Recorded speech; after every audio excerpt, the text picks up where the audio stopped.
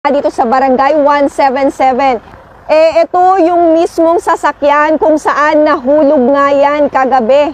Sabi nga dun sa mga residente at dun sa mismong barangay, kasagsagan ng malakas na ulan at baha dun sa Doña Aurora. Nais nga nilang tumawid dun sa tulay na yon, pero yun nga lang mataas yung tubig at mabilis na nga rin yung current. At nangyari nga doon nahulog doon sa mismong creek. At nakita rin niya yung mismong sasakyan. Ito yung sasakyan, tingnan nyo mga kapatid, talagang yuping-yupi yung sasakyan.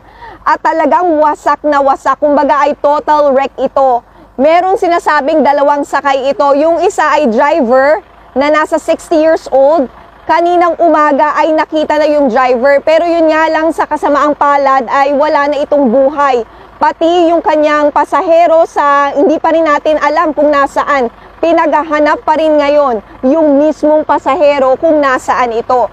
Tingnan nga natin, no? Yan yung mismong sasakyan at kahit nga dito yung kanyang basag na basag, sirang-sira at even nga ito yung side mirror, sirang-sira lang din.